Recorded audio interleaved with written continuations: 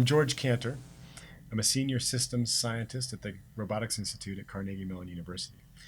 I'm leading the Carnegie Mellon team in the Efficient Vineyards project, and I want to talk to you today a little bit about one of the aspects of that project that we'll be addressing in the coming year.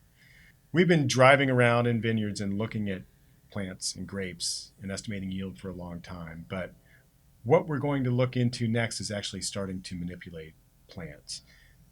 There's a couple of different ways we're doing this. Some people on my team will be doing shoot modeling and thinning.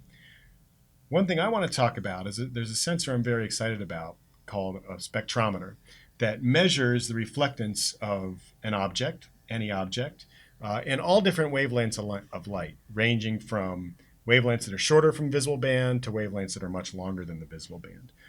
There's information contained in these spectrum about lots of different things. And in the case of fruit, there are indices, spectral indices that are correlated to things like sugar content and carbohydrate content and nitrogen content and chlorophyll content.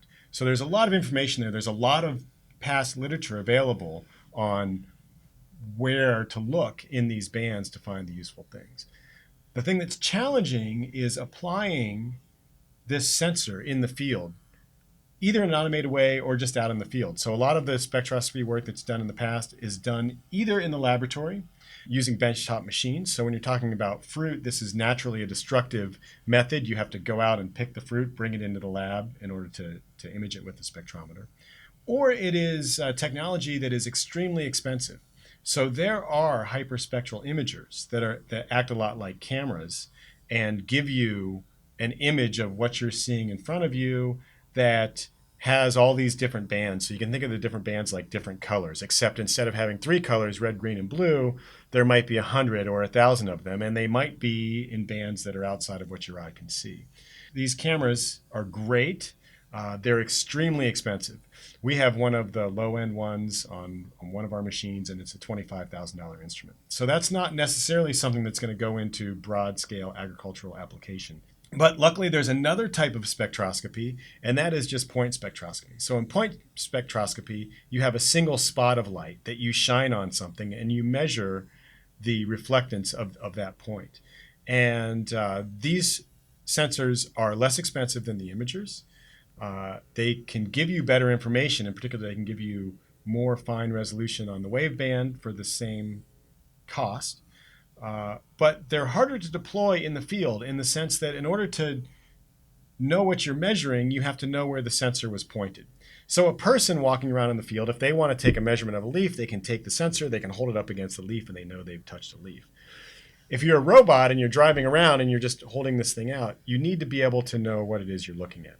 With the imager, you can tell, because with an imager, you can look at an image and you can segment out the parts of the plant in the image. You can figure out what the leaves are, you can figure out what the stems are, and you can determine that this pixel fell on a stem, this pixel fell on a leaf. But when I have the spot sensor, I need to be able to intelligently place the sensor where it needs to go. Now, we've used this to date in breeding for sorghum. So this is a row crop. It grows a lot like corn. And what we can do is, as we're driving through a sorghum field, we can look at the scene, we can intelligently find the stalk, and then we have a special gripper that reaches out. This is the stalk. It reaches out, it grabs the stalk, it holds onto it, and it squeezes the spectrometer up against the stalk.